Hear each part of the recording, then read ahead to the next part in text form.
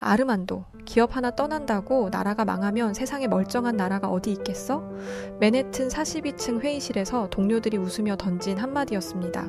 그런데 일주일 후 헝가리 괴드 지역 실업률 5%에서 23%로 급등, 데브레첸 집값 30% 폭락, 상점가 폐업률 80% 돌파, 순간 전화기 너머로 절망적인 한숨이 들렸습니다. 미국 월스트리트 최고 전문가도 유럽경제연구소도 심지어 IMF마저 완전히 틀렸습니다. 한국이라는 나라의 진짜 힘을 몰랐던 건데 과연 헝가리에서 무슨 일이 있던 걸까요? 충격적인 그 현장 이야기 지금 시작합니다. 안녕하세요. 저는 아르만도 페랄타입니다. 62세 스페인계 미국인으로 30년 넘게 글로벌 산업 리서치 컨설턴트로 일해왔습니다. IMF 파견 전문가로도 활동했던 저에게는 나라 하나가 흔들리는 일이 그리 낯설지 않았죠. 남미 경제 위기부터 동남아 외환 위기까지 저는 수많은 경제적 격변의 현장을 지켜봤습니다. 하지만 헝가리에서 본 것은 완전히 달랐습니다. 한국 기업 하나가 떠났을 뿐인데 한 나라 전체가 무너지고 있었거든요. 처음에는 믿을 수 없었습니다. 제가 지금까지 봐온 경제학 이론으로는 설명할 수 없는 일이었으니까요. 맨해튼 42층 유리창 너머로 엠파이어 스테이트 빌딩이 보이는 회의실에서 상무가 한마디 툭 던졌습니다.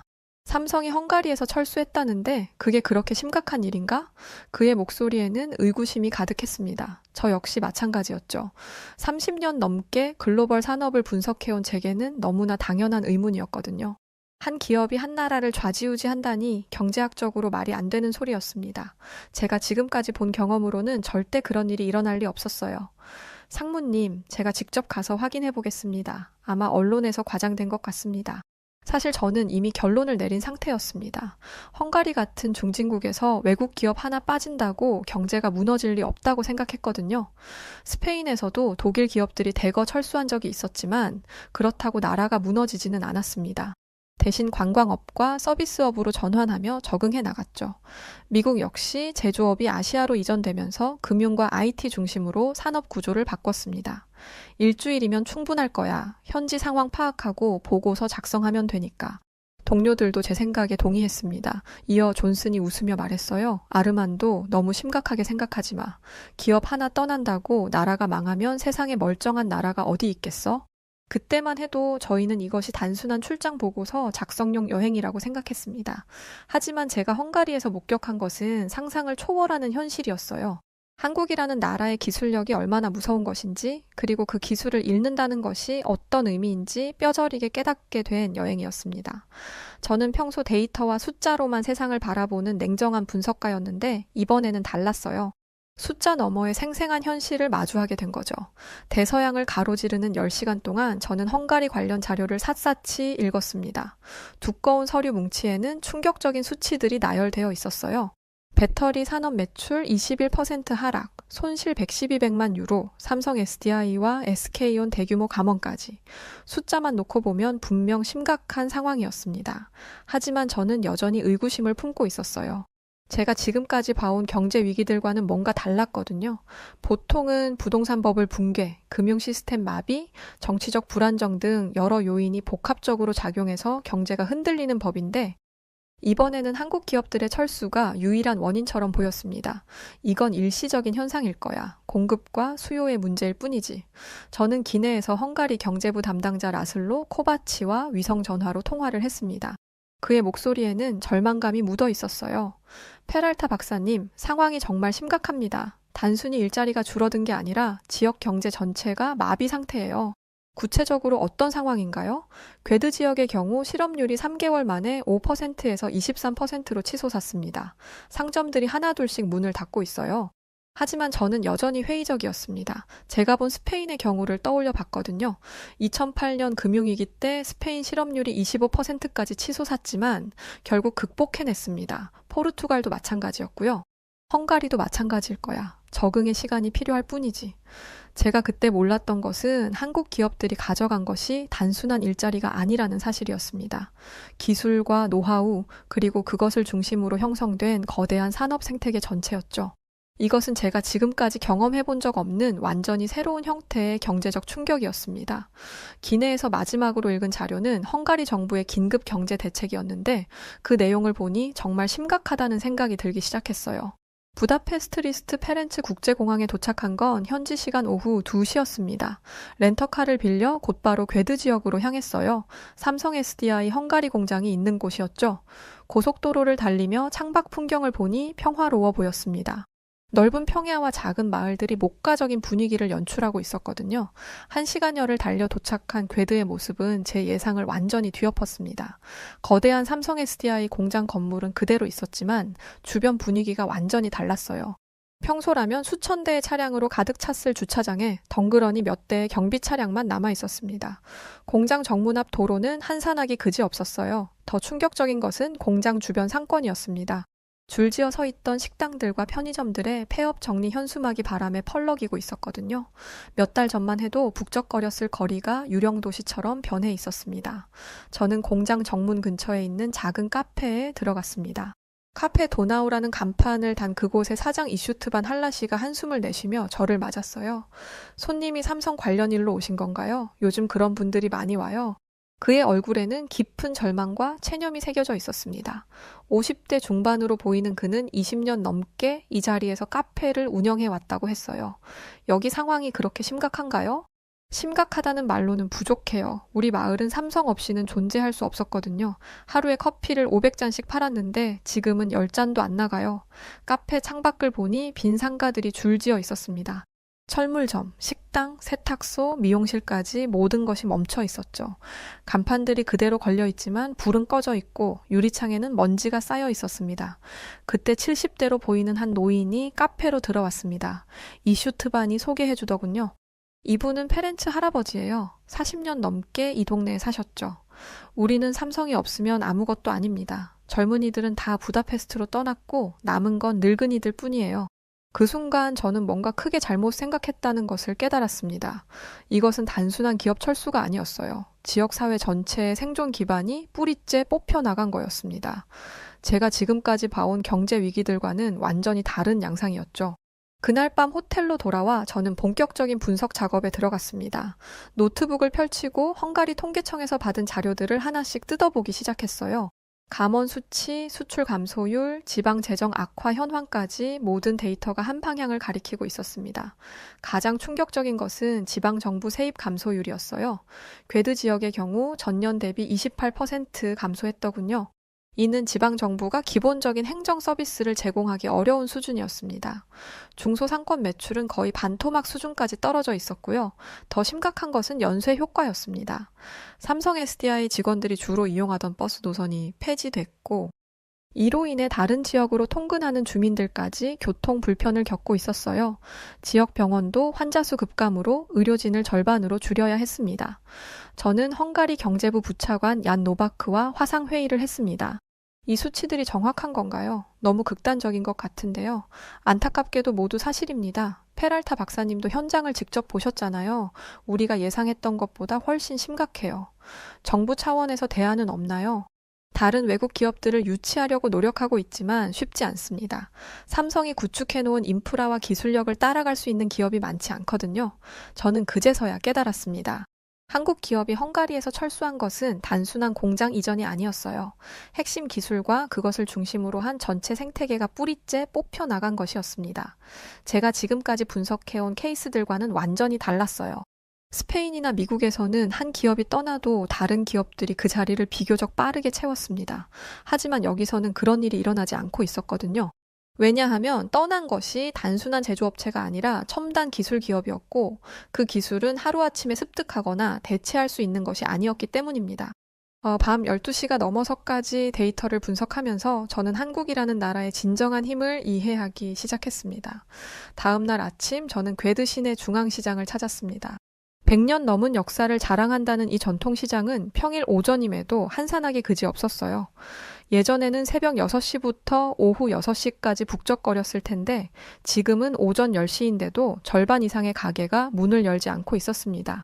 시장 한복판에 있는 구두 수선점에 들어갔습니다.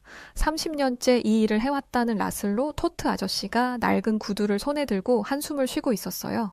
손님이 외국분이신가 봐요. 요즘 이런 분들이 종종 오세요. 다들 우리 상황이 궁금하신 것 같더라고요. 라슬로 아저씨는 60대 초반으로 보였습니다. 그의 손은 수십 년간 구두를 수선하며 굳어진 전형적인 장인의 손이었어요.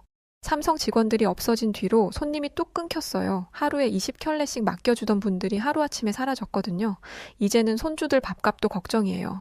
그의 가게 벽에는 삼성 직원들과 함께 찍은 오래된 사진들이 빼곡히 걸려 있었습니다. 송년회, 야유회, 심지어 직원 자녀의 돌잔치 사진까지 있었어요. 그는 그 사진들을 가리키며 말했습니다. 이 사람들이 제 단골 손님들이었어요. 매주 구두를 맡기러 오고 가끔 차도 마시러 오고 그랬죠. 20년 넘게 가족처럼 지냈는데 하루아침에 모든 게 끝났어요. 옆 가게 정육점 사장 기어루기 코바치도 비슷한 이야기를 들려줬습니다. 50대 중반의 그는 15년째 이 자리에서 정육점을 운영해 왔다고 했어요. 삼성 직원들이 퇴근하면 항상 저희 가게에 들러서 저녁 반찬을 사갔어요. 하루에 50만 원어치는 팔았는데 지금은 5만 원도 안 돼요. 가족 4명이 먹고 살기 힘들어졌습니다. 채소 가게 사장 마리아 할머니는 눈물을 글썽이며 말했습니다. 30년 동안 이 시장에서 장사했는데 이런 건 처음이에요. 사람들이 하나둘씩 떠나가니까 시장 전체가 죽어가고 있어요. 저는 그때 처음으로 마음이 크게 흔들렸습니다. 지금까지 숫자와 그래프로만 보던 경제 위기가 이렇게 구체적인 사람들의 삶과 직결되어 있다는 것을 깨달았거든요. 이것은 제가 지금까지 경험해본 어떤 경제 분석과도 달랐어요. 단순한 데이터가 아닌 생생한 인간의 이야기였습니다. 시장을 나오면서 저는 이런 상황이 얼마나 오래 지속될지 궁금했습니다. 그리고 한국은 과연 이런 상황을 어떻게 피해갈 수 있었는지도 말이에요. 헝가리 정부의 대응 방식도 큰 문제였습니다. 부다페스트에 있는 경제부 청사에서 부차관 얀 노바크와 면담을 가졌는데 그곳에서 들은 이야기는 정말 충격적이었어요. 정부가 삼성 측에 벌금을 부과했다고 들었는데요. 네, 고용계약 위반으로 판단해서 50억 원 상당의 벌금을 부과했습니다. 구체적으로 어떤 위반인가요? 2019년 투자협정에서 약속한 고용기간을 지키지 않았다는 것입니다. 최소 10년간 현 수준의 고용을 유지하기로 했는데 6년 만에 철수하겠다고 했거든요. 이해할 수 없었습니다. 기업의 경영 판단을 정부가 이런 식으로 제재하는 것이 과연 옳은 일일까 싶었죠. 더 놀라운 것은 추가 조치였습니다. 외국인 투자 기업에 대한 법인세율도 기존 9%에서 18%로 올렸습니다. 그럼 다른 외국 기업들도 떠날 것 아닌가요? 그래도 어쩔 수 없어요. 당장 줄어든 세수를 메워야 하거든요. 지방 정부들이 재정난으로 공무원 급여도 못 줄 상황이에요. 이것은 전형적인 악순환의 시작이었습니다. 기술 기업이 떠나자 정부가 당황해서 잘못된 정책을 내놓고 그것이 다른 기업들의 이탈을 부추기는 상황이었죠. 경제학에서 말하는 죽음의 나선이 시작된 거예요. 노바크 부차관은 솔직하게 인정했습니다. 사실 우리도 이런 상황은 처음이에요. 하나의 기업이 떠나는 것만으로 이렇게 큰 충격이 올 줄은 몰랐거든요. 제가 본 한국의 경우와는 완전히 달랐습니다. 한국은 기업들이 해외로 진출할 때도 정부가 체계적으로 지원하고 관리했어요. 해외 공장 설립 시에도 핵심 기술과 연구개발 부문은 반드시 본국에 남겨두도록 하는 정책을 펼쳤거든요. 그래서 해외 공장에 문제가 생겨도 국내 경제에는 큰 타격이 없었습니다. 반면 헝가리는 외국 기업 유치에만 집중했을 뿐 그 기업들이 떠날 경우에 대한 대비책은 전혀 마련하지 않았던 거죠. 이것이 기술 보유국과 기술 의존국의 근본적인 차이였습니다.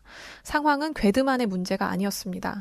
헝가리 동부도시 데브레첸에서는 SK온의 감원이 본격적으로 시작됐다는 소식을 들었거든요. 4,000명이 넘는 노동자들이 해고 통지를 받고 집으로 돌아가고 있었습니다. 저는 다음 날 아침 일찍 데브레첸으로 차를 몰고 갔습니다. 궤드에서 3시간 거리였는데 가는 내내 한국 기업들이 헝가리 경제에 얼마나 깊숙이 뿌리내리고 있었는지 새삼 깨달았어요. 고속도로 곳곳에 삼성, LG, SK 로고가 새겨진 공장들과 물류센터들이 보였거든요. 데브레첸에 도착하니 상황은 궤드보다도 심각했습니다. SK온 공장 주변 지역은 완전히 공동화 현상을 보이고 있었어요. 며칠 전까지만 해도 직장인들로 북적거렸을 거리가 적막했습니다. 현지 부동산 중개업자 에터사보와 만났습니다. 그는 절망적인 표정으로 현재 상황을 설명해줬어요. SK가 감원을 발표한 지 일주일 만에 집값이 30% 떨어졌어요.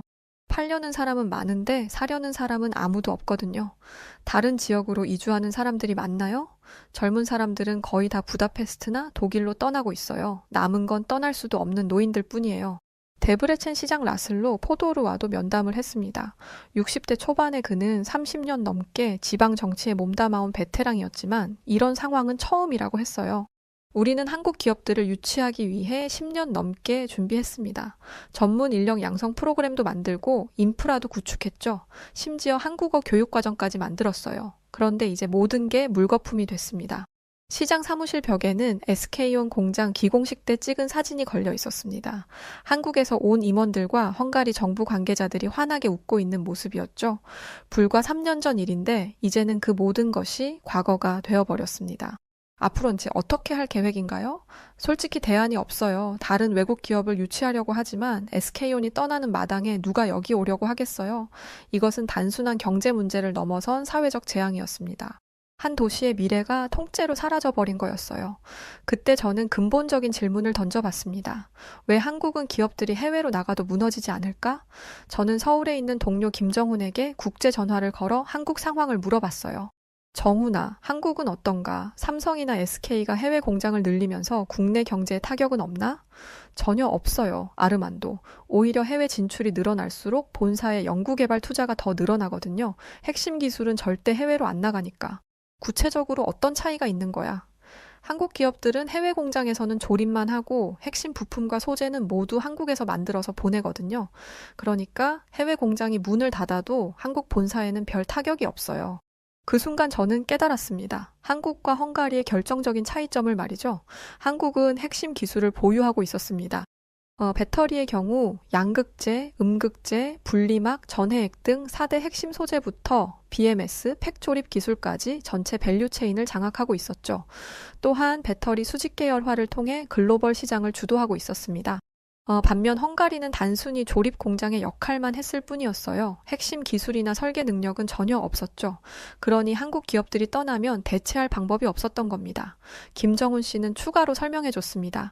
삼성 SDI만 해도 수원과 천안에 있는 연구소에서 차세대 배터리 기술을 개발하고 울산 공장에서 핵심 소재를 만들어요.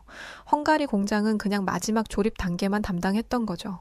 그럼 한국 정부 정책도 다른가? 당연하죠. 정부에서 핵심 기술 해외 유출을 철저히 막고 있어요. 국가 핵심 기술 보호법이라는 게 있어서 배터리 관련 핵심 기술은 해외 이전이 금지돼 있거든요. 이래서 한국은 흔들리지 않는 거구나. 기술이 있고 그 기술을 지키는 정부 정책이 철저하게 뒷받침되고 있으니까요. 저는 비로소 기술 보유국과 기술 의존국의 차이를 뼈저리게 실감했습니다. 한국은 기술을 주고받는 관계에서 항상 주는 쪽이었고 헝가리는 받는 쪽이었던 거죠. 더 놀라운 사실도 알게 됐습니다.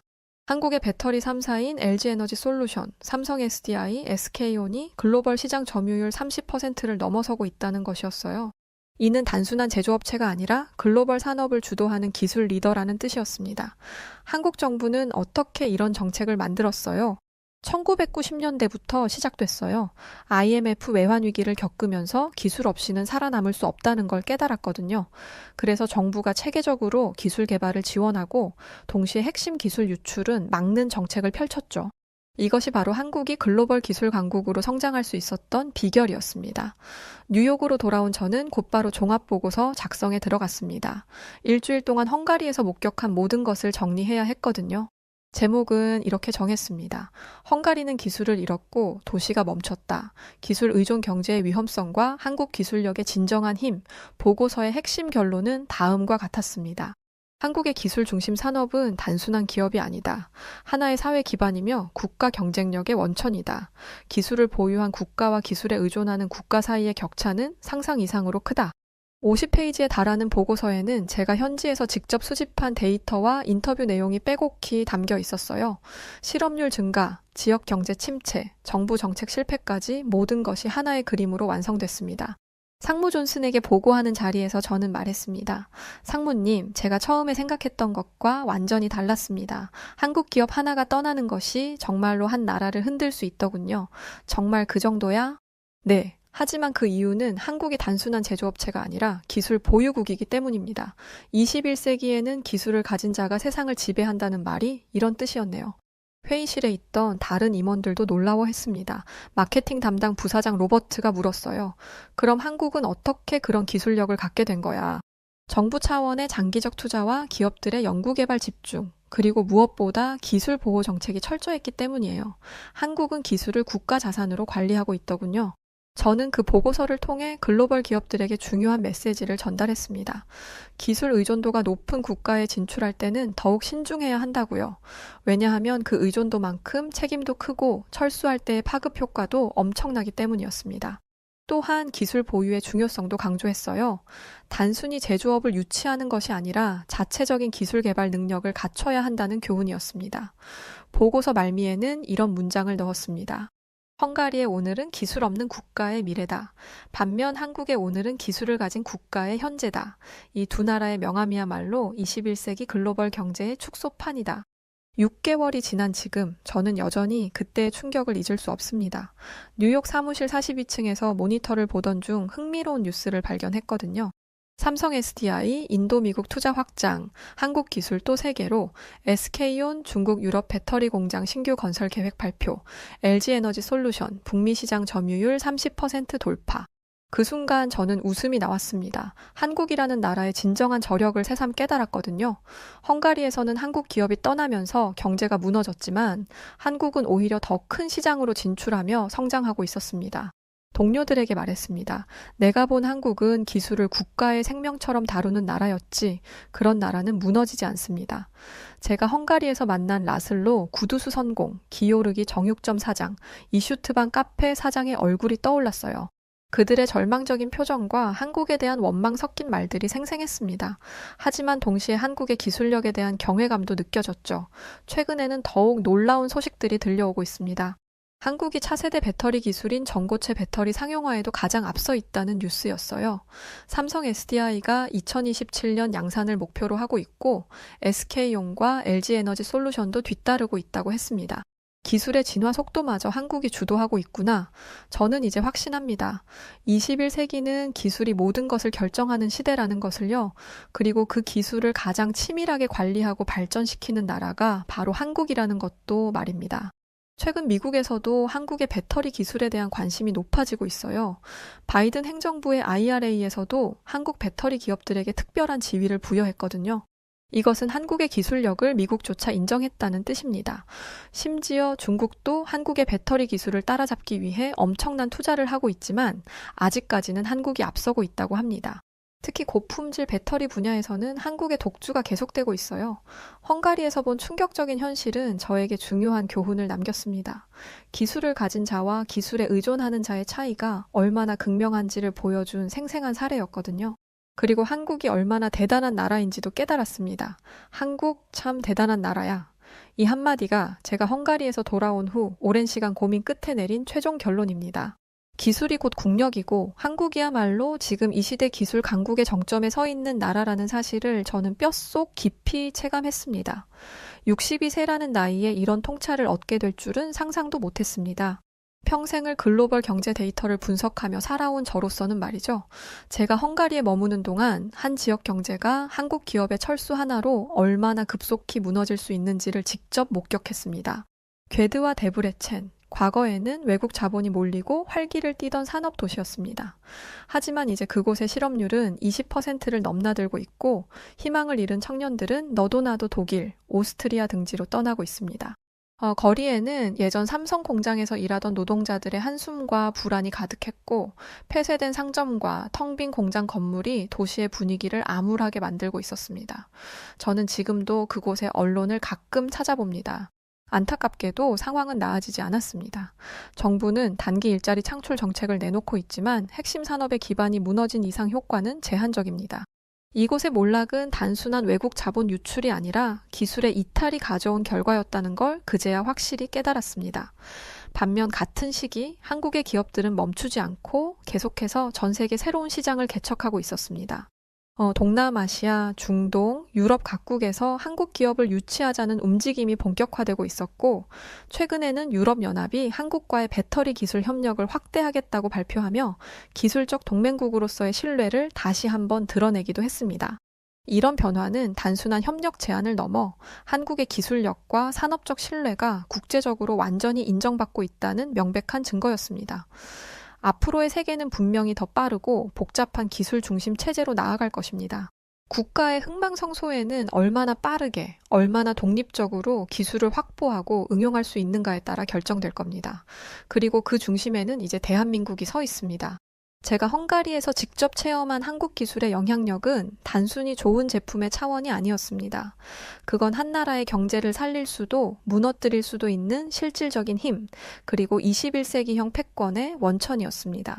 30년 넘게 글로벌 경제를 연구해온 저에게 헝가리는 단순한 방문지가 아니었습니다. 숫자와 데이터만으로는 절대 이해할 수 없는 현실의 뒷면을 보여준 너무나 소중하고도 충격적인 체험이었습니다. 그리고 동시에 제가 한국이라는 나라를 완전히 새로운 눈으로 바라보게 된 전환점이기도 했습니다. 이제 저는 한국을 그저 잘 나가는 아시아의 국가 정도로 보지 않습니다. 그것은 이미 지나간 평가입니다. 지금의 한국은 21세기 기술 혁명을 선도하는 글로벌 리더이며 배터리, 반도체, AI, 방산, 모빌리티 등 수많은 분야에서 국제 규칙과 표준을 스스로 만들어가는 기술 패권국입니다. 그리고 그 기술력은 단순한 성과를 넘어 다른 나라의 생존과 존망까지 좌우하는 무서운 힘이 될 수 있다는 것을 저는 헝가리의 현실을 통해 절절히 깨달았습니다. 한국의 기술이 전진하는 동안 헝가리는 여전히 그 공백을 메우지 못한 채 고통을 겪고 있습니다. 한국은 지금 이 순간에도 멈추지 않고 끊임없이 혁신하며 주저하지 않고 도전하며 두려움 없이 미래를 향해 나아가고 있습니다. 어떤 위기 앞에서도 당황하기보다는 오히려 그것을 계기로 더 강해지고 더 정교해지는 모습, 저는 그 과정을 직접 눈으로 목격했고 그것이 단순한 기술 발전의 이야기가 아니라 국가 전체가 하나의 방향을 향해 움직이는 거대한 에너지라는 것을 느꼈습니다. 반면 헝가리는 기술 의존국이 처할 수 있는 가장 가혹한 현실을 고스란히 보여주고 있었습니다. 한국 기업이 떠난 지 불과 1년, 지역 경제는 급속도로 얼어붙었고 한때 유럽 내 전기차 배터리 허브로 불리던 도시는 더 이상 미래를 이야기하지 않았습니다. 젊은이들은 일자리를 찾아 국경을 넘고 남은 사람들은 희망을 잃고 있었습니다. 그 모습은 기술을 가진 나라와 그렇지 못한 나라의 차이, 그리고 기술을 빌려 쓰는 나라가 맞닥뜨릴 수밖에 없는 구조적인 한계를 명확히 보여주었습니다. 이것이 바로 기술 보유국과 기술 의존국의 결정적인 차이이며 지금 우리가 살아가고 있는 21세기 국제 질서의 냉혹한 본질입니다. 강대국은 총이나 무기로 세상을 움직이지 않습니다. 지금의 세계는 기술로 움직이고 있습니다. 그리고 저는 이 흐름의 최전선에 서 있는 나라가 바로 대한민국이라고 확신합니다. 62세 평생을 국제산업과 경제구조를 연구하며 살아온 저로서는 이런 문장을 이렇게 단호하게 말하게 될 줄은 몰랐습니다. 그러나 이제는 한치의 망설임도 없이 단언할 수 있습니다. 앞으로의 세상은 한국 없이 돌아가지 않을 것입니다. 그 이유는 단순합니다. 한국은 기술이 뛰어난 나라가 아니라 그 기술을 실제로 움직이게 만드는 실행력과 속도, 그리고 전 세계가 신뢰하는 품질과 시스템을 동시에 갖춘 유일한 국가이기 때문입니다. 삼성, LG, 현대, SK 등 이름만 들어도 전 세계가 고개를 끄덕이는 기업들이 있지만 그보다 더 인상적인 건 그 기업들이 단순히 이윤이 아닌 국가 브랜드와 철학을 함께 수출하고 있다는 점입니다. 세계 곳곳에서 한국처럼 만들자, 한국의 배우자는 목소리가 나오고 있는 지금, 저는 감히 말합니다. 한국은 이제 더 이상 아시아에 떠오르는 별이 아닙니다. 이미 세계 중심에 도달한, 그리고 그 중심을 바꾸고 있는 진짜 리더입니다. 저는 처음 한국을 방문했을 때만 해도 이 나라가 이토록 강한 기술 국가일 줄은 몰랐습니다. 겸손하면서도 당당하고 조용하지만 강력한 추진력을 지닌 사람들, 그리고 우리는 할 수 있다는 집단적 확신이 이 나라의 저력을 이끌고 있다는 걸 알게 되었습니다. 무엇보다 놀라운 것은 그 기술력 뒤에 감춰진 사람의 힘이었습니다. 단순히 기계와 시스템이 아니라 그걸 이끌고 밤을 새우고 끝없이 개선하고 다시 도전하는 한국인들이 있었기에 가능한 일이었죠. 저는 이제 한국을 잘 만든 제품을 수출하는 나라로 보지 않습니다. 이제 한국은 세계를 설계하고 질서를 새롭게 쓰는 기술 강국입니다. 그리고 저는 그 흐름을 목격한 증인으로서 앞으로 더 많은 이들이 이 진실을 알게 되기를 바랍니다. 한국, 정말 대단한 나라입니다. 이제는 단지 배워야 할 나라가 아니라 함께 미래를 만들어갈 파트너로서 세계가 가장 주목해야 할 이름입니다. 그리고 저는 자부심을 가지고 이렇게 말합니다. 한국 없이 미래는 없다고. 이제 세계는 한국의 시대를 살고 있습니다. 여기 일본인 여성이 한국인 여성에게 무어라 이야기를 하는 모습이 보입니다. 한국인 여성은 일본인 여성의 말에 고개를 숙이고는 눈물까지 흘리게 되는데요. 대체 무슨 일이 벌어진 것이길래 한국인 여성이 일본인 여성 앞에 고개까지 숙이고 눈물을 보여야 했던 것일까요? 오늘 이야기도 여우튜브에서 시작해 보겠습니다. 안녕하세요. 저는 일본의 교토에 살고 있는 50대 여자 후지와라 쇼코라고 합니다. 저희 후지와라 가문은 이 지역의 유지이자 예전부터 걸출한 인물들을 배출한 뼈대 있는 귀족 집안이에요. 저는 이 집안에 시집와서 아들 타케시를 낳았고 후지와라 가문의 대를 이은 것에 큰 자긍심을 느끼며 살아왔습니다. 저희 조상들이 그랬듯 제 아들도 이 땅에 뿌리 내리며 행복하게 살아갈 것이라 믿어 의심치 않았죠. 아들 타케시는 저의 믿음에 보답이라도 하듯 외모도 준수하고 성격도 반듯한 어른으로 자라났습니다. 저는 이제 아들에게 걸맞는 명문가 출신의 참한 아가씨만 찾아주면 되겠다고 생각했어요. 아들이 결혼을 하고 나면 아들과 꼭 닮은 손주들이 태어날 테고 그 아이들은 또 얼마나 귀여울까? 그런 생각에 저는 한껏 기대에 부풀어 있었습니다. 그런데 그런 제 기대는 단 한순간에 산산조각 나고 말았답니다. 저에게 어떤 일이 있었냐고요? 아니 글쎄 제 아들이 결혼할 여자로 죽기보다 싫은 한국 여자를 데리고 와서였습니다. 일본인 평민 아가씨를 데려와도 반대를 할 참인데 한국인이라니요? 당연히 저희 집안은 발칵 뒤집혔죠. 저는 아들에게 쓸데없이 한국 여자를 데려왔냐며 저 여자는 너와 급이 맞지 않는다고 했고 엄마가 명문가에서 잘 자란 아가씨를 소개해 줄 테니 저 한국인 여자는 하루라도 빨리 얼른 정리하라고 했어요. 하지만 아들은 저 한국인 여자를 너무 사랑한다며 다른 여자와 결혼할 바에는 평생을 독신으로 살겠다는 어처구니 없는 행동을 했고 말도 안 되는 고집을 부리기 시작하더라고요. 아들 타케시는 꼭 뭐에 홀린 사람처럼 한국 여자와 결혼을 하고 한국에 가서 살겠다는 말만 앵무새처럼 늘어놓았죠. 정말 속에서 열불이 터졌습니다. 뻔했을 거라고 생각했어요. 저 여우 같은 한국인 여자가 요사스러운 말로 우리 아들을 세뇌시킨 것이라 100% 확신했습니다. 여우가 뭐 어쨌다고 저러죠. 결국 저는 아들을 설득하는 것은 포기하고 아들을 홀린 저 원수 같은 한국 여자를 만나 단판을 짓기로 했답니다. 얼마 후 저는 그 여자를 아들 몰래 따로 불러냈어요. 천박한 한국인 여자의 이야기를 들어보니 그 여자는 이제 대학교 졸업반으로 한의학인지 뭔지를 배우고 있다고 하더군요. 졸업을 앞두고 일본 여행을 왔다가 아들과 눈이 맞은 것이었고요. 더 들어볼 필요도 없이 저는 불쾌한 표정을 숨기지 않고 불편한 표정을 고스란히 드러내며 다 필요 없으니 당장 우리 아들과 헤어지라고 말했습니다. 원하는 게 돈이라면 위로금으로 돈도 얼마 주겠다면서요.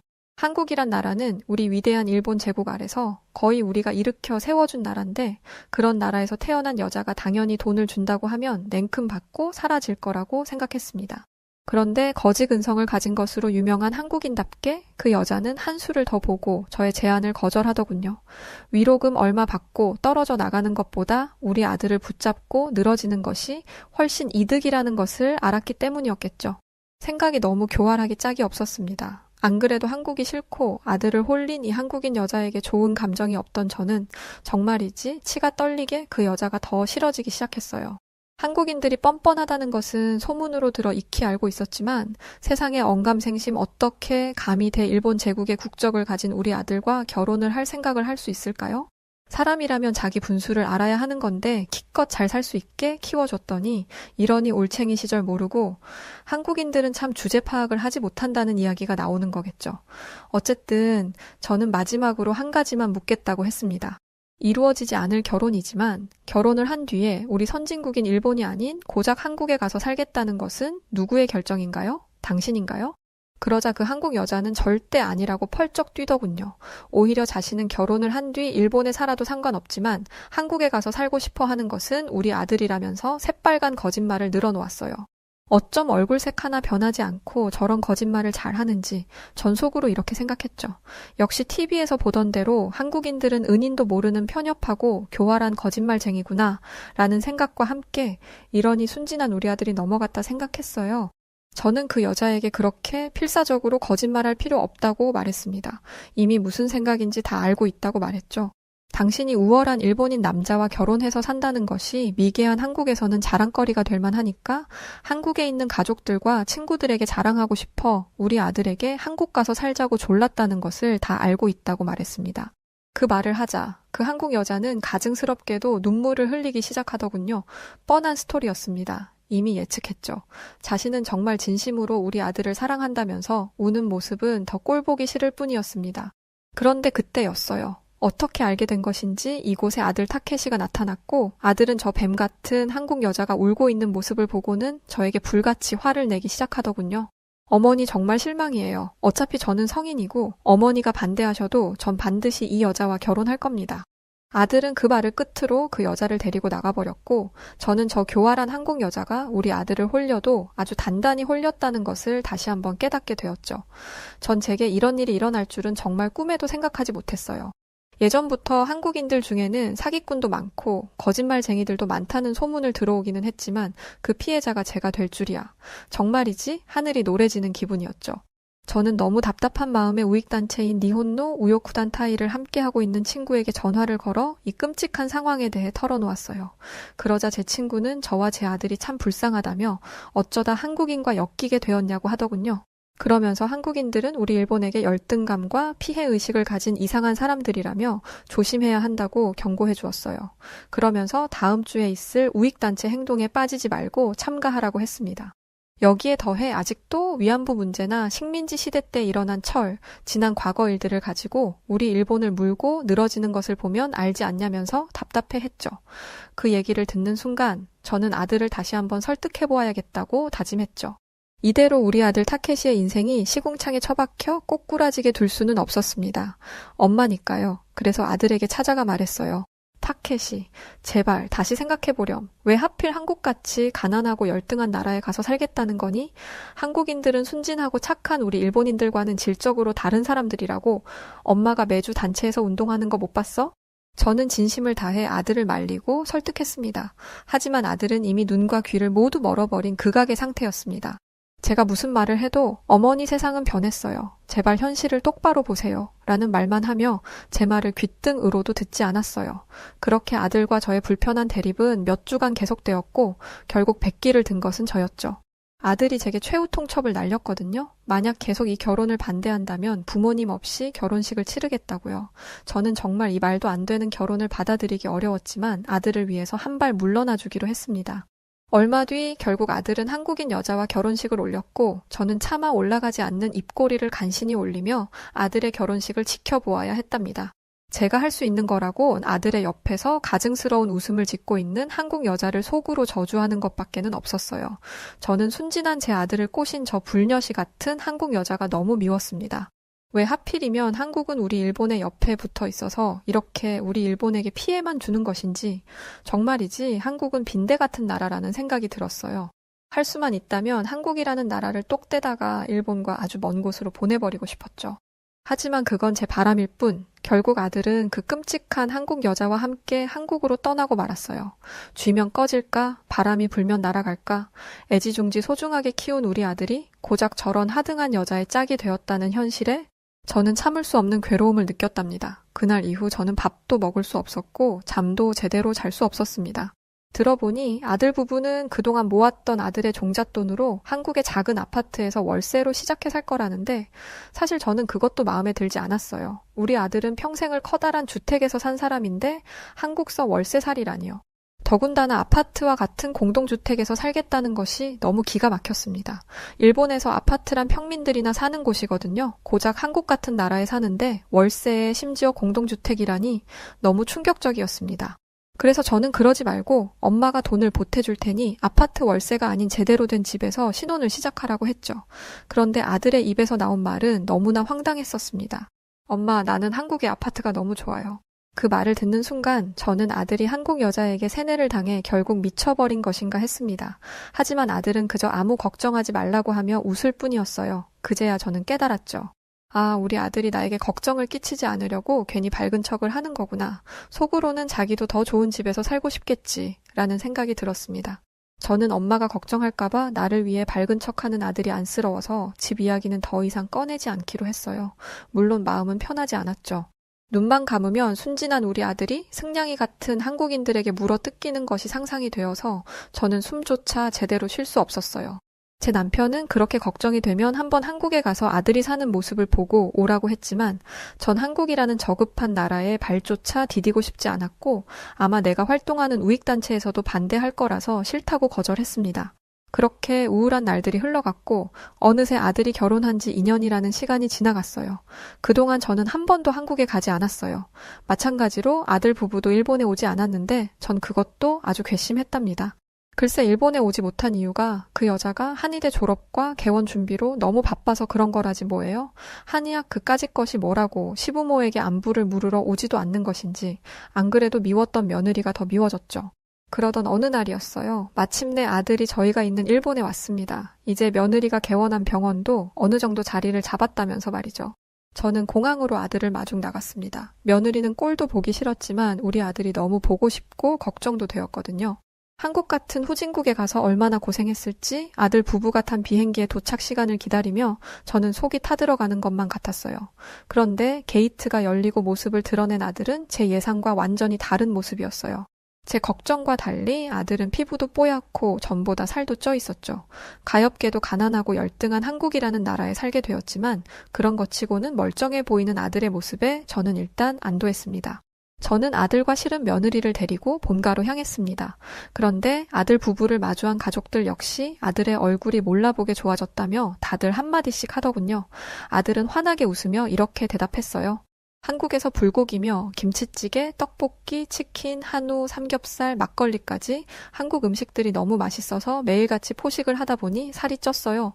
하고는 너스레를 떨며 웃었죠. 가족들은 한국 음식이 그렇게 맛있냐며 눈을 휘둥그레 뜨며 물었고 아들은 한국 음식은 맛있기만 한 게 아니라 양념 종류와 재료가 무척 다양해서 먹는 재미가 아주 쏠쏠하다고 답했습니다. 저는 아들이 그렇게 말하는 순간 며느리를 노려보았어요. 분명 가족들을 만나면 이렇게 말하라고 아들에게 시켰을 거라고 생각했었기 때문이었습니다. 제가 며느리의 계략을 간파한 것도 모르고 아들은 가족들에게 선의의 거짓말을 계속하더라고요. 저녁을 먹은 뒤 제가 뒷정리를 하려고 하자 아들은 탄식을 하며 이렇게 말했는데요. 확실히 일본에 와서 고향 음식을 먹으니 좋기는 한데 너무 달고 짜기만 해서 말이죠. 한국에 김치라도 있었으면 좀 괜찮았을 텐데 이런 말을 꺼내더라고요. 또 어떤 날은 가족들과 함께 가까운 곳에 나들이를 갔었는데 아들이 뜬금없이 일본은 돈을 들고 다녀야 해서 불편한 것 같아요. 일본에 살 때는 사실 몰랐는데 한국에 살아보니 불편한 게 이만저만 많네요. 라는 것이었죠. 전 아들의 말에 좀 황당했었습니다. 아니 그럼 돈을 지갑에 들고 다니지? 그럼 뭘 들고 다니니? 라며 물었는데요. 아들은 한국에서는 지갑에 거의 현금 들고 다니는 사람들이 없다고 말하더군요. 그 말에 저는 웃음이 났었습니다. 아니 당연하겠죠. 형편없이 가난한 나라에 사니까 경제적으로 어려운 사람들이 많을 테고 현금을 들고 다닐 돈조차 없는 사람들이 태반이었을 테니까요. 그래서 아들에게 한국이 좀 가난하긴 하지. 그래도 어쩌겠니. 너가 선택해서 간 나라인데 라면서 아들을 달래주었습니다. 그러자 아들은 무슨 황당한 소리를 하냐는 듯한 표정으로 저를 바라보더니 이랬습니다. 엄마 무슨 소리예요? 한국 엄청 잘 사는 나라예요. 내가 보기엔 우리 일본보다 한국이 한 10년은 앞서 있는 나라 같은데요. 한국은 요즘 일본에서 첨단이라는 신용카드도 안 들고 다녀요. 휴대폰으로 모두 결제하죠. 이러는 거예요. 그 소리를 듣는데 내가 사랑하는 아들이었지만 정말 순간적으로 화가 나더군요. 이 녀석이 한국에 가더니 감히 일본을 폄하할 정도로 한국인이 다 돼버렸다는 생각에 옆에 따라오던 한국인 며느리를 쥐어받고 싶었었습니다. 이쯤에서 저는 참을 수가 없어 아들에게 말했습니다. 그런 눈에 뻔히 보이는 거짓말은 그만하라며 엄마가 걱정할까봐 그러는 거라면 그만하라고 말했죠. 그리고는 일본보다 열등한 나라인 한국이 일본보다 10년은 앞선다니 무슨 그런 말도 안 되는 말을 하냐고 말하면서 괜히 다른 데서 그런 얘기하지 말라고 했습니다. 엄마 친구들이 들었으면 크게 화를 냈을 거라고 말이죠. 그러자 아들은 내가 왜 엄마에게 거짓말을 하냐면서 진짜 한국이 일본보다 지금은 더 잘 사는 나라가 맞다고 끝까지 잡아떼더군요. 그래서 저는 이렇게 물었어요. 너희의 말이 거짓이 아니라면 내가 직접 한국에 가서 두 눈으로 확인해봐도 되겠네? 라고 말이죠. 그 말을 하자 아들과 며느리가 살짝 당황해하는 게 보이더군요. 저는 옳았구나 싶어서 너희가 한국으로 다시 돌아가는 날 나도 따라서 갈 테니 그런 줄 알라며 큰 소리로 이야기했습니다. 그러자 아들은 당황한 표정으로 그렇게 하라고 하더군요. 아마 자신이 좋다고 말하면 제가 됐다고 그냥 한 말이라고 말할 줄 알았겠죠. 하지만 저는 저 뻔뻔한 며느리의 한국을 짓밟아주고 싶었어요.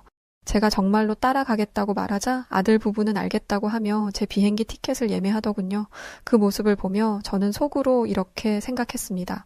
이제 나에게 한국의 실제 모습을 들키게 생겼으니 속으로 똥줄이 타고 있겠지? 조금만 기다려라. 내가 진짜 한국의 실체를 다 까발려 줄 테니 라고 말이죠. 그 이후에 우익단체 친구들에게 이 얘기를 했더니 영상을 찍어오라더군요. 영상을 찍어오면 우리 단체에서 운영하는 유튜브에 모조리 공개해서 한국의 진짜 모습들을 우리 대 일본 국민들에게 전파하자고 말이죠. 저는 그 말에 동의하고 알겠다고 말했습니다. 그렇게 며칠 뒤 저는 한국행 비행기에 몸을 싣게 되었답니다. 비행기 안에서 저는 한 가지 다짐을 했어요. 한국의 끔찍한 실체를 확인한 뒤 가능하다면 아들을 이혼시키고 다시 일본으로 데리고 오자고 말이죠. 그래서 저는 비행기에서 내리자마자 당장 너희가 산다는 월세 집으로 안내하라고 했어요. 아들이 지내고 있는 열악한 환경의 모습을 제 눈으로 확인해야 며느리를 혼내줄 수 있으니까요. 그런데 아들의 입에서 충격적인 말이 나오더군요. 세상에 글쎄 아들은 서울도 아니고 인천이라는 곳 한켠에 있는 송도라는 곳에서 살고 있다고 하더군요. 그러면서 공항과 가깝다더니 웃기까지 하더라고요. 가끔 미디어에서 한국이 나오는 걸 보면 번드르르한 곳은 모두 서울이었던 걸로 봤는데 그런 서울도 아닌 변두리 지역에 있는 곳에서 우리 아들이 살고 있다는 생각에 저는 억장이 무너지는 것만 같았습니다. 저는 아들 부부를 이혼시키겠다는 제 다짐을 다시 확고히 다지며 얼른 너희 집으로 가보자고 재촉했죠. 그렇게 저는 아들 부부와 택시를 타고 이동하기 시작했습니다. 그런데 가면 갈수록 뭔가 이상했습니다. 차창 밖으로 높이 솟은 화려한 건물들과 깨끗하게 정돈된 공원, 잘 차려입은 사람들이 보였거든요. 그래서 저는 이곳이 수도인 서울인 줄 알았어요. 저는 속으로 택시 안에서 서울을 지나쳐 가야 그 송도라는 곳이 나오는구나 싶었습니다. 그런데 앞자리에 앉아있던 아들의 입에서 뜬금없는 이야기가 흘러나왔어요. 엄마, 여기가 지금 우리가 사는 송도라는 곳이에요. 어때요? 라는 말이었죠. 그때를 회상해보면 정말 그때 너무 당황했었습니다.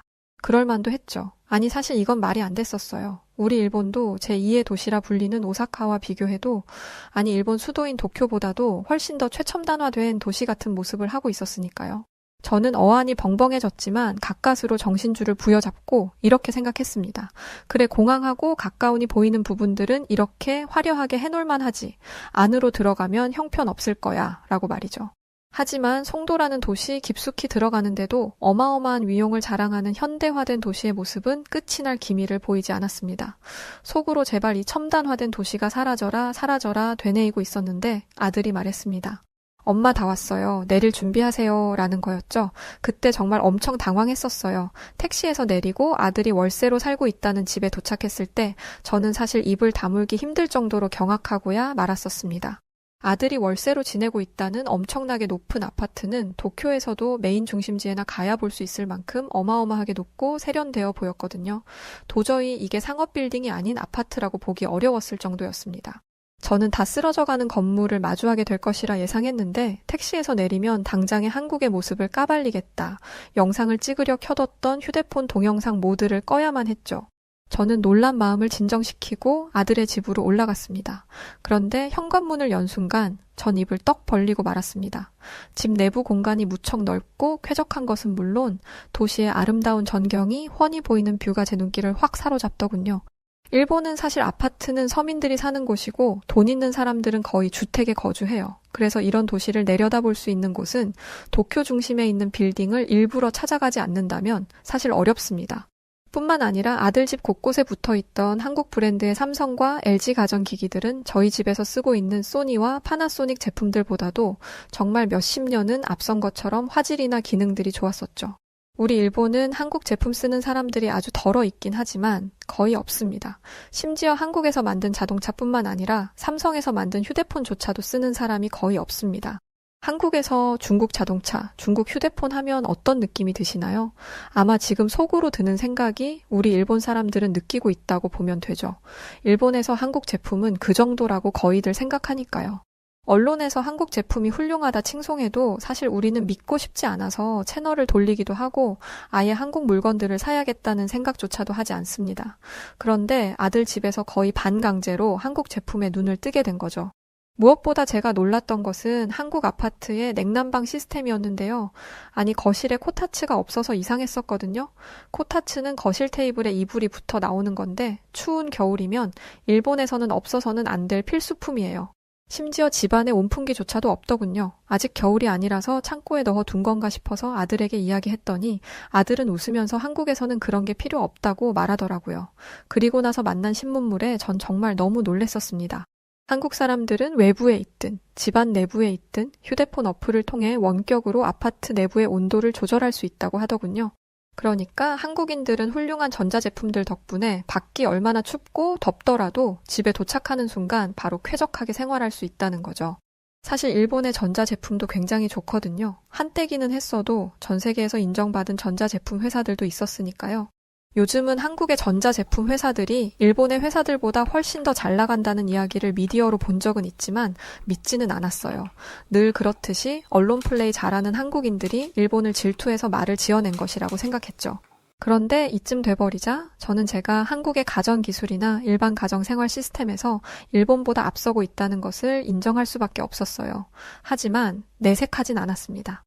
그러고 있는 사이 한국인 며느리는 저녁 식사를 준비했고 얼마 지나지 않아 곧 시어머니인 제게 처음으로 상다리가 부러질 만큼 한식이 차려졌는데 저는 선뜻 젓가락이 움직여지지 않았습니다. 며느리가 준비한 음식은 난생 처음 보는 음식들이었었기 때문이었습니다. 아들은 음식을 가리키며 도토리묵과 간장게장 그리고 고기를 가리키며 저건 한국 궁중 요리인 떡갈비라고 말해주더군요. 저는 며느리에게 톡 쏘는 말투로 한국에서도 우리 일본 초밥집이나 텐동집들을 많이들 찾는다는데 그냥 일식당에 가면 되지. 뭐 하려고 쓸데없이 이런 음식을 만들었니? 라고 말했습니다.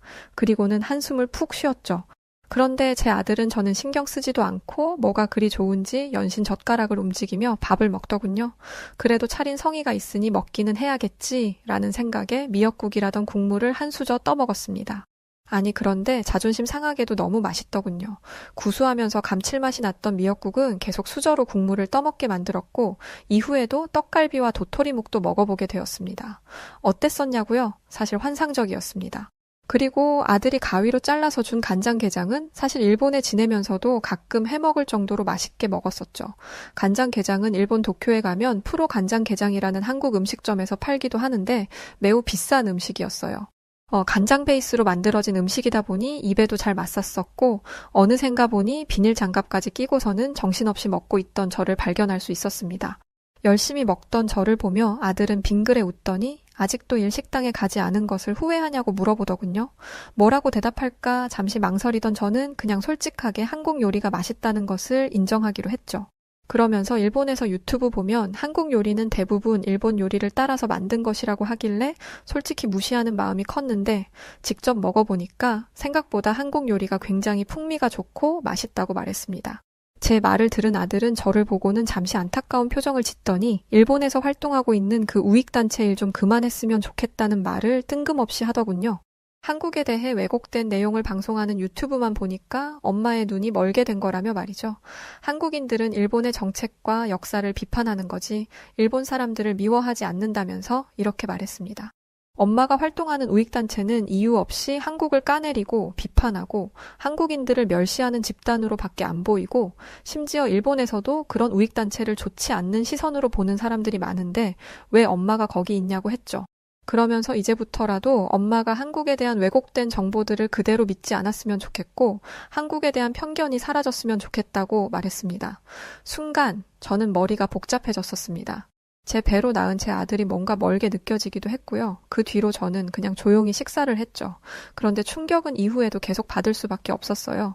식사가 모두 끝난 뒤 저는 며느리를 도와 뒷정리를 하려고 했는데 시계를 보고 생각했죠. 설거지도 하고 음식물 쓰레기까지 정리해서 버리려면 앞으로 1시간은 더 걸리겠구나 생각했습니다. 그런데 며느리가 저에게 금방 하니까 돕지 않으셔도 된다고 하더군요. 그때 아들이 다가와서는 한국에서는 아무것도 할 필요가 없다면서 아들은 말로 설명하기보다 직접 보여주겠다며 제 손을 잡고는 주방으로 향했습니다. 그리고는 음식물 쓰레기를 자동으로 빨아들이는 시설을 보여주었어요. 거기에 음식물 쓰레기를 넣으면 바로 지하의 처리 시설까지 이동을 한다고 하더군요. 저는 너무 놀라 입이 다물어지지 않았어요. 일본에서는 쓰레기 봉투에 음식물 쓰레기를 버리거든요. 그러면 번거로운 것은 물론 어쩔 수 없이 악취가 나고 벌레가 꼬이게 되는데 한국은 이렇게나 편리하게 음식물 쓰레기를 처리하고 있었다니 정말 충격적이었어요. 제가 충격을 받은 사이 음식물 쓰레기를 모두 버린 아들은 이번에는 그릇을 식기세척기로 옮기더군요. 세련된 디자인의 식기세척기는 버튼 한 번을 누르자 소음도 없이 작동하기 시작했고 그걸로 모든 뒷정리는 끝이었어요. 1시간을 예상했던 뒷정리는 5분도 되지 않아 끝나버렸죠. 그 순간 제 기분이 어땠는 줄 아세요? 저는 마치 시골촌 동네의 아낙네가 된 기분이었습니다. 화려하고 세련된 이 미래 도시에서 저 혼자만 도태된 우물안 개구리 같다는 생각도 들었죠. 그러면서 아들을 걱정하며 보낸 저의 지난 2년을 떠올려 보았는데 창피함에 몸둘 바를 모르겠더군요. 대체 저는 지난 2년간 무슨 쓸데없는 오해와 걱정을 한 것일까요? 가난한 한국에서 불쌍하게 사는 아들을 풍요로운 일본으로 데리고 가야겠다는 제 생각이 얼마나 오만하고 편협했던 것인지 깨닫자 부끄러움에 얼굴을 들 수조차 없더군요. 아들 부부는 혼란스러워하는 저를 보고 갑자기 왜 그러시냐고 물었고 저는 눈시울을 붉히며 이렇게 말했어요. 사실 나는 한국을 뼛속 깊이 무시하고 있었어. 한국인들은 상종도 못할 인간들이고 한국은 거지 소굴과도 같은 나라라고 생각했지. 변명같이 들리겠지만 단체에서도 방송에서도 그런 내용들이 자주 나왔단다. 그래도 내가 사리 분별을 잘하며 살았어야 했었는데 편견으로 며느리를 너무 욕되이 했었구나. 미안하구나. 얘들아. 라고 말이죠. 그러자 제 며느리가 제 손을 꼭 잡아주더군요. 따뜻한 며느리의 손을 느끼며 저는 더욱 부끄러워졌어요. 한국을 무시한 일본인 시어머니를 기꺼이 포용하고 감싸주는 한국인 며느리의 넓은 마음에 저는 절로 고개가 숙여졌죠. 그날 밤 저는 민망함을 느끼며 잠자리에 들었고 다음 날 또 다른 놀라움을 경험하게 되었답니다. 제 며느리는 그동안 아들을 그리워하며 지냈을 제 마음을 헤아려주며 제게 침도 놓아주고 보약도 지어주고 싶다고 했어요. 그렇게 저는 며느리의 손에 이끌려 며느리가 운영 중인 한의원에 가게 되었답니다. 한의원에 도착하자 생전 처음 맡아보는 약재의 냄새가 나더군요. 그러자 저는 불안해지기 시작했죠. 제가 어제 많이 반성하기는 했지만 한의학을 접해보는 것은 또 다른 이야기니까요. 하지만 이미 엎질러진 물이었어요. 여기까지 온 이상 저는 진찰을 받을 수밖에 없었죠. 제가 요즘 손목이 아픈 것 같다고 하자 며느리는 침을 놓아주겠다고 했고 그렇게 저는 생전 처음으로 침을 맞게 되었어요. 얼마쯤 지났을까? 드디어 시술이 끝났고 저는 떨리는 마음으로 손목을 돌려보았어요. 그런데 세상에, 아까보다 손목의 통증이 훨씬 덜한 게 아니겠어요? 사실 제 손목이 고장난 지는 한참 되었지만 일본의 병원비가 워낙 비싸서 치료를 받을 엄두를 못 내고 있었거든요. 손목 물리치료라는 것이 한 번에 효과가 나타나는 것도 아니고요. 그런데 이렇게나 쉽게 손목의 상태가 나아지다니 깜짝 놀라 며느리를 바라보자 며느리는 부끄러운지 조용히 미소 짓더군요. 그 순간 며느리가 어찌나 멋지고 예뻐 보이던지요. 한국인이라는 이유로 자신을 멸시한 일본인 시어머니를 위해 침까지 놓아준 며느리를 보며 저는 지난날의 저를 반성하게 되었어요. 또 무시받아야 할 사람은 며느리가 아니라 일본인이 아니라며 며느리를 무시했던 저였다는 사실도 깨닫게 되었죠. 저는 진심을 담아 우리 아들이 정말 좋은 사람과 연을 맺은 거구나. 이렇게 똑똑하고 예쁜 여자를 만나다니 말야. 그 말을 며느리에게 건네자 며느리는 깜짝 놀랐는지 눈을 지그시 감더니 이내 눈물을 흘리기 시작하더군요. 내색은 하지 않았지만 시어머니인 제게 멸시받으며 속상한 순간들이 많았던 거겠지요. 한국에서 잘 지내고 있다는 말이 거짓이 아니라는 것을 증명하라며 바득바득 우겨서 따라온 시어머니가 원망스럽기도 했을 거고요. 저는 앞으로 네가 한국인이라는 이유로 무시하는 일은 절대로 없을 거라는 것을 며느리에게 약속했어요. 또한 한국을 무시하지도 않을 거라고요. 제 말을 듣더니 며느리는 너무 기쁘다며 환하게 웃었습니다. 그 모습이 어찌나 예쁘던지요. 사실 이제와 생각해보면 저도 제가 왜 그렇게 한국을 미워하고 무시했는지 잘 모르겠습니다. 그저 옛 아버지 따라 일본 우익단체에서 활동하며 들으며 자란 것, 그게 다였는데 말이죠. 어쩌면 제 아들이 한국인 여자와 결혼하게 된 것은 신의 뜻이 아니었을까요? 제대로 확인도 안 해보고 잘못된 정보를 믿으며 아둔하게 살아가는 제게 어떤 깨달음을 주기 위해서 말입니다. 그날 저녁 아들 부부와 함께 송도의 아름다운 공원을 산책하며 저는 그런 생각을 했답니다. 그러면서 그동안 마음속에 쌓아두었던 아들에 대한 잘못된 걱정과 집착, 그리고 한국에 대한 오해를 모두 털어버렸습니다. 제 눈으로 직접 보고 겪은 한국은 훌륭하기 그지없었으니까요. 현대화된 도시 인프라, 한국 사람들의 끝없이 따뜻한 마음까지 해묵은 미움을 걷어내자 저는 마음이 한층 편안해지는 것을 느낄 수 있었어요. 이후에 환하게 웃으며 기쁜 마음으로 일본으로 떠나는 비행기에 몸을 실었습니다. 곧 다시 오겠다는 약속과 함께 말이죠. 일본 공항에 마중 나온 남편은 저를 보더니 무슨 좋은 일이 있었냐며 얼굴이 아주 좋아졌다고 하더군요. 저는 한국에서 제가 보고 겪은 놀라운 경험들을 남편에게 이야기해 주었습니다. 그러면서 다음에는 함께 한국에 가보자고 했죠. 남편은 대체 한국에서 무슨 일이 있었길래 한국의 팬이 되었냐며 깜짝 놀라더군요. 저는 그게 궁금하면 빠른 시일 내에 한국에 같이 가자고, 그러면 당신도 나처럼 한국의 팬이 될 거라고 했답니다. 무슨 말을 하는 것인지 모르겠다는 표정을 짓는 남편을 보며 저는 장난스럽게 이렇게 말했어요. 다음에 한국에 가게 되면 우리 올 때는 한국 삼성에서 만든 식기세척기는 꼭 하나 사와야 한다고 말이죠. 그랬더니 남편은 일본에서 소니 제품을 사준다고 하길래 저는 단호하게 안 된다고 거절했죠. 제 마음 같기만 하다면야 일본의 저희 집 가전들을 모조리 바꾸고 싶었지만 그건 참아야겠죠? 그래서 요즘 저는 어떻게 지내냐고요? 저는 일본에서 활동하던 우익단체에서 탈퇴했습니다. 탈퇴하면서 엄청 욕도 먹고 손가락질도 당했었지만 단호하게 활동을 중단하겠다 선언했고 거기서 만난 친구들과도 안 만납니다. 그랬더니 그동안 일본에서 볼 수 없었던 한국의 감춰진 모습들이 보이기 시작하더군요. 제가 우익단체 활동을 한 터에 유튜브 알고리즘도 계속 안 좋은 모습들의 영상만 나왔던 거였죠. 단체에 소속된 사람들은 한국 음식점에도 가는 것이 금지되었었는데 탈퇴 이후 일본에 퍼져 있는 한국의 문화와 식당들을 만나보니 정말 대단했습니다. 또한 많은 일본 국민들이 그런 한국을 싫어하지도 않더군요. 일부 우익단체에서 활동하는 사람들과 옛날 생각에 빠져있는 일부 사람들을 빼면 일본의 많은 젊은이들은 한국을 친구처럼 생각할 만큼 좋아했습니다.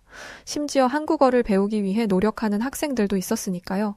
한국에 있는 아들 집에 방문했던 그날 이후로 저는 정말 완전하게 다른 삶을 일본에서 살고 있습니다. 극도로 싫어했던 것이 오해가 깨져버리니 지금은 거의 사랑하게 될 정도로 한국을 좋아하고 있습니다. 이후로 한국을 남편과 수시로 왔다 갔다 하면서 이제는 아들과 며느리를 만나는 게 아니더라도 남편과 한국에서 한 달 살기식으로도 다녀가곤 한답니다. 가끔 이런 생각도 들어요. 만약 우리 아들이 한국인 여자를 아내로 만나지 않았다면 지금 나는 어떤 삶을 살고 있을까 하는 생각 말이죠. 솔직히 이야기하면 그런 상상만 해도 소름이 끼칠 만큼 싫게 느껴집니다. 그래서 지금 엄청 감사하며 살고 있죠. 평생을 모르고 죽는 날까지 살았을지도 몰랐던 지난 날들이 후회될 뿐입니다. 언젠가 저도 세상을 떠나 돌아가신 아버지를 저 세상에서 만나게 될 텐데 아버지께도 저의 지난 삶을 이야기하며 오해를 풀어드릴 겁니다.